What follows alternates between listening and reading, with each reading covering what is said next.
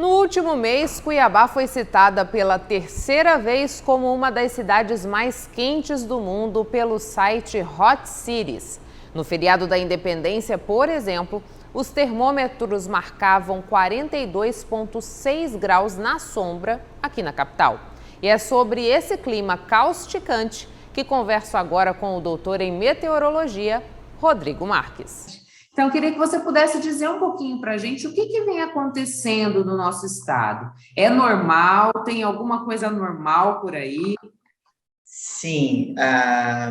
Primeiro, agradecer o convite, Michele. Para a gente é sempre importante poder estar conversando com a imprensa de maneira geral, né? Porque acho que cabe a gente a fazer essa ponte, né? A poder mostrar e a discutir algumas coisas que têm acontecido. Bom, a respeito desse calor, né, que as pessoas têm reclamado, né, e parece que nos últimos anos, por conta dessa discussão do aquecimento global, as pessoas estão dando mais importância e estão observando mais as questões das temperaturas e de chuvas muito fortes, né? Então, as pessoas parecem que estão mais preocupadas. Esse calor que a gente tem nessa época do ano, a primeira coisa que a gente tem que entender é que ele é normal. Tá? Então, assim, de maio a setembro, é normal a estação seca, sobretudo aqui na região da Baixada Cuiabana, mas, né, abrange praticamente todo o estado, né? E as temperaturas mais elevadas, né, a gente sempre vai ter ali em setembro e, às vezes, ali no início de outubro, quando você tem algum prolongamento, né, da estação seca para a primeira semana de outubro, como a gente viu ano passado, né? Que na primeira semana de outubro foi excepcionalmente muito quente, né? Mas por que é quente? Tá? Primeiro entender o que acontece nesse período para ser esse calor. Tá? Nós temos na altura de 5 quilômetros de altitude um sistema que é muito comum ele atuar nessa época do ano, que ele chama anticiclone. O que é o anticiclone? Tá? É um sistema que nós chamamos de alta pressão, tá? Mas que ele sopra, né, sobre o Mato Grosso um vento de cima para baixo. E o que acontece quando eu tenho um vento de cima para baixo? Primeira coisa, a 5 quilômetros de altura o ar é seco. Então, eu tenho um vento seco que sopra de cima para baixo. E quando esse vento desce, ele sofre o que nós chamamos uma compressão adiabática, é como se ele fosse apertado. E quando o ar ele é apertado, as moléculas aumentam o grau de agitação. E o que é a temperatura? A temperatura é o grau de agitação das moléculas. Se eu aumento o grau de agitação, a temperatura aumenta. Então, eu tenho um ar seco sendo soprado de cima para baixo e que quando ele desce, ele é apertado, né? Ele é comprimido e ele esquenta. É por isso que nós temos esse calor e é por isso que não chove de maio a setembro.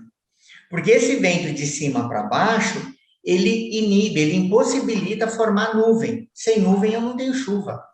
Porque para ter nuvem, o ar quente tem que subir. E essa é uma particularidade no nosso estado, Rodrigo, ou isso acontece... Todo o Brasil Central. Todo o Brasil Central, ele atua, né? Você pega o Sudeste, né? Todo lugar que tem a estação seca nesse período de maio a setembro é por conta desse anticiclone, né? E quando que isso é quebrado? Que foi o problema do ano passado? Quando eu tenho frente fria. Porque quando a frente fria avança, e ela avança ali, sobretudo entre maio e setembro, que é que a gente percebe mais ela, mas ela ocorre também em outras épocas do ano, né? Em janeiro, fevereiro, ela pode ocorrer em outras épocas do ano, mas a gente sente mais ela em maio e setembro. Por quê? Porque quando ela avança, ela quebra esse anticiclone, ele fica desconfigurado.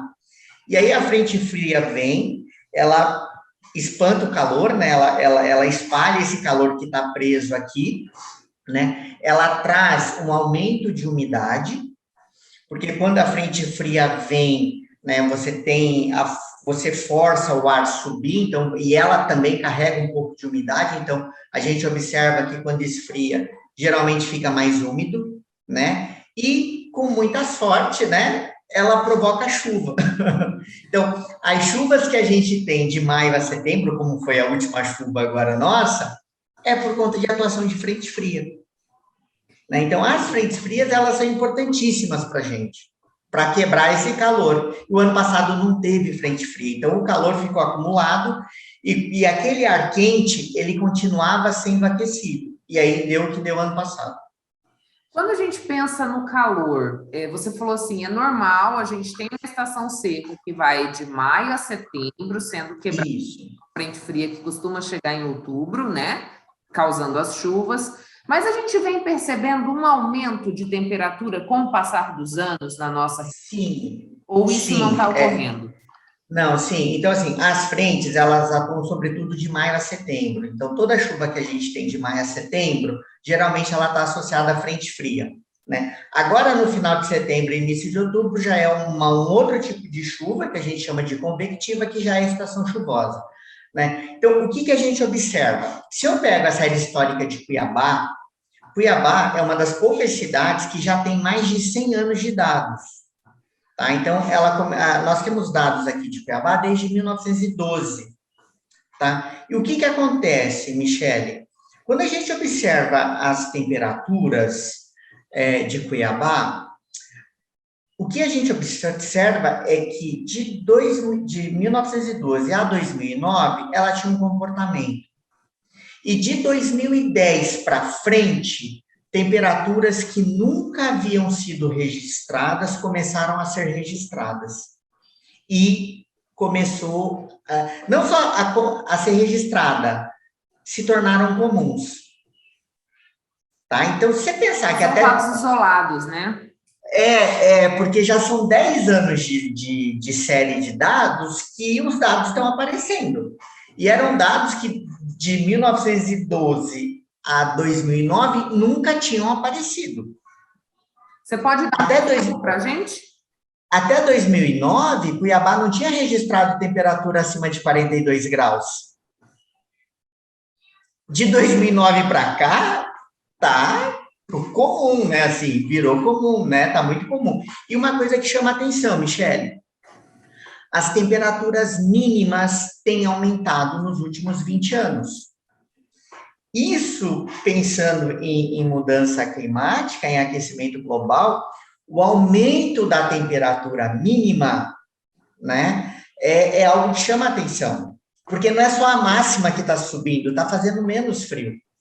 Se a gente pegar, por exemplo, a estação convencional do IMET, né, que registrou 5 graus, né, agora, que foi aquele frio no início de julho que o pessoal, né, desde 1981 a estação não registrava aquela temperatura.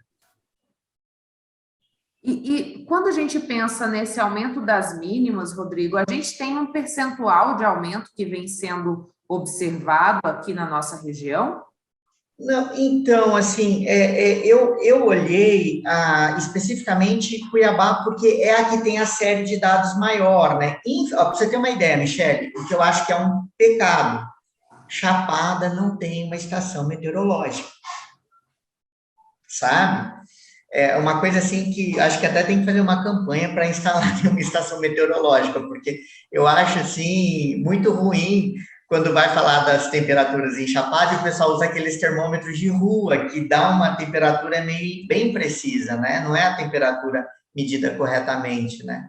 Então, a gente nunca sabe quanto de frio fez aí em Chapada mesmo, né? Verdadeiramente. Então, assim, o que eu posso dizer para você, por exemplo, quando a gente fala das mínimas, Michele, por exemplo, né?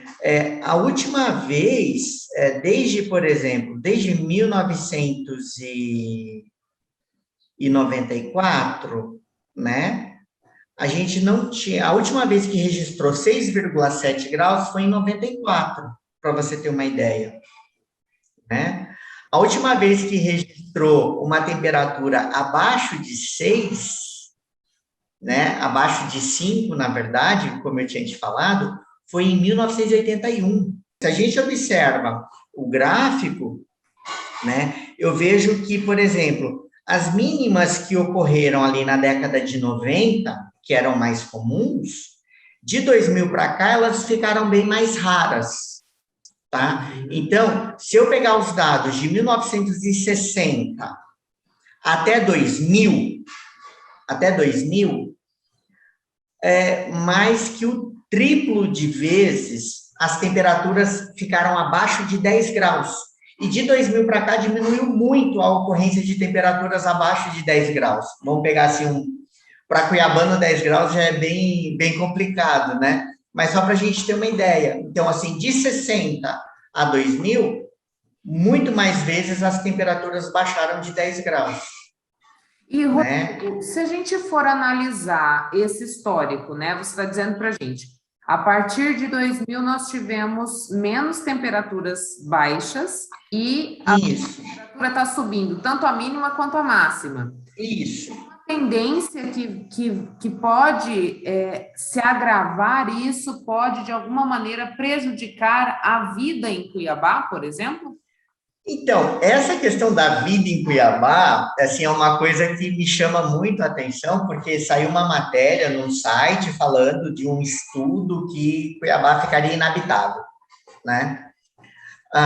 Eu até fui tentar ver, e pelo que fala do estudo, eu não encontrei elemento nenhum que justificasse que Cuiabá ficaria inabitável por conta da temperatura, né? Até porque existem vários lugares no mundo onde as pessoas sobrevivem com temperaturas mais elevadas, tá? Agora, o que nós temos que nos atentar é o seguinte, é que, por exemplo, se eu pego as construções cuiabanas antigas, elas eram adaptadas ao calor de Cuiabá. Os quintais eram sombreados, as paredes eram de adobo, que era uma parede de quase meio metro de largura, né? Você tinha pé direito mais alto, né? Você tinha um quintal sombreado. Então, se você entra, por exemplo, numa casa com essas características hoje em Cuiabá, a impressão é que você está entrando numa casa com ar-condicionado, porque a temperatura é muito mais baixa. Então, aí nós temos temos essa arquitetura mais, né? Pois é, isso é uma questão, porque o progresso, né, o desenvolvimento, está levando a gente para o caos, né? Nunca se teve tanto conhecimento científico, tecnológico, e nunca se fez tanta, né, vamos dizer, falta de inteligência por conta do lucro. Porque as paredes estão cada vez mais finas, né? Hoje você usa, na construção em Cuiabá, não usa mais nem tijolo de barro, o pessoal está usando aqueles blocos de concreto que absorvem muito mais calor, né? Então, o que acontece? Se você vai, por exemplo, num apartamento desses pequenos, né, que foi feito com esse tipo de material, você põe a mão na parede à noite, está fervendo, porque ele absorve o calor e o calor é irradiado para dentro. E aí, a população que mora ali, ela vai ter um problema muito maior na conta de energia, porque ela vai querer dar um jeito de baixar a temperatura, né? E aí você gasta muito mais energia. Então, assim, é o tipo da coisa, assim, para Cuiabá se tornar inabitável, o maior problema que a gente tem aqui em Cuiabá, por exemplo, é com relação às queimadas, né? Se você pega, por exemplo, as concentrações de partícula inalável, que é aquela partícula que você respira e que vai dentro do seu pulmão, as concentrações em Cuiabá na época da estação seca, elas chegam a ser maiores que São Paulo capital, tá? E eu falo isso porque eu tenho amostragens em 2006, em 2008, 2009 e agora em 2019.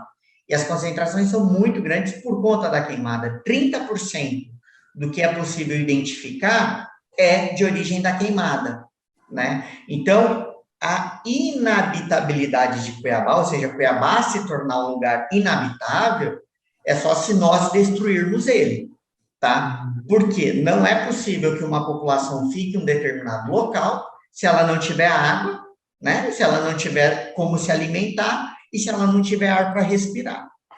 Mas para a gente assim, tornar essa nossa estadia em Cuiabá mais confortável, digamos assim, por conta das temperaturas que vêm aumentando, a gente precisa tomar algumas medidas. Uma, você falou a questão da arquitetura e tudo mais. Sim, sim.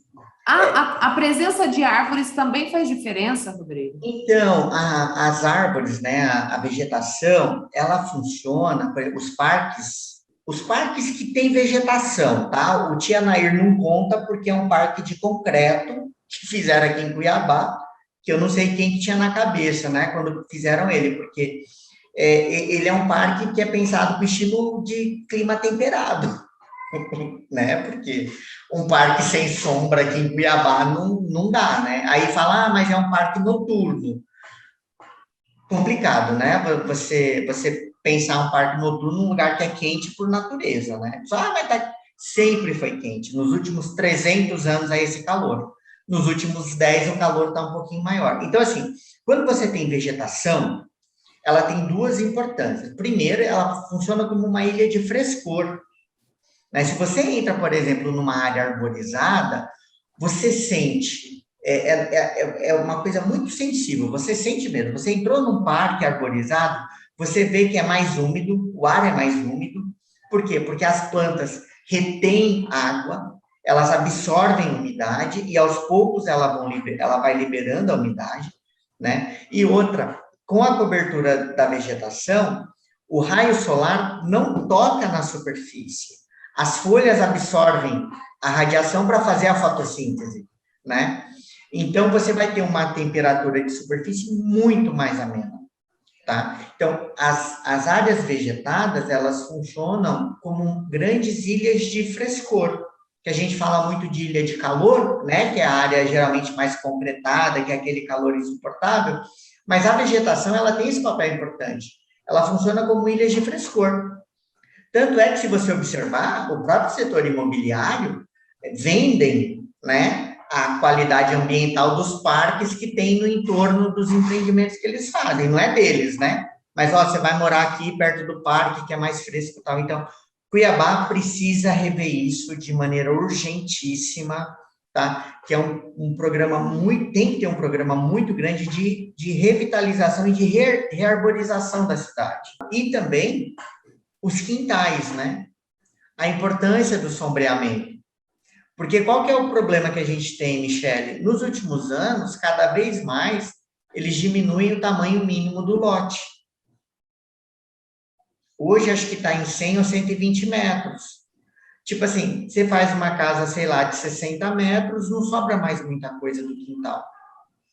E aí, os quintais em Cuiabá, eles têm sido pavimentados, né? E que é um outro problema que a gente tem.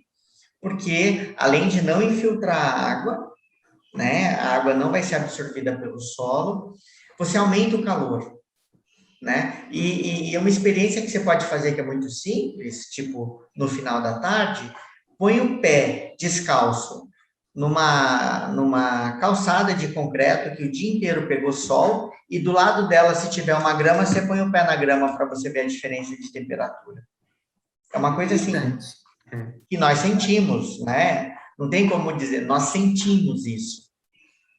E Rodrigo, para a gente fechar, então, só reforçando, essa mudança no padrão de temperatura que a gente vem observando nos últimos 10 anos, ele vem em razão das mudanças climáticas que a gente vem experimentando no planeta, é isso?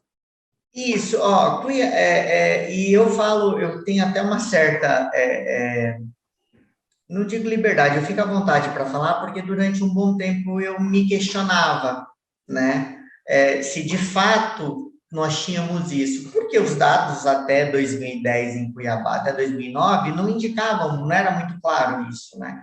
Mas o que a gente observa é que nos últimos 10 anos, é como se nós tivéssemos atingido um outro patamar de temperatura máxima e mínima aqui, e que está se tornando constante, né? Então, dentro desse contexto de mudança climática global, né, nós temos que nos atentar, sim, para essa elevação, porque já são 10 anos que elas estão se repetindo e elas estão aumentando, né? Porque quando a gente fala que fez 44 graus em Cuiabá, a estação meteorológica que mede, o termômetro, ele fica na sombra, ele não fica lá no sol.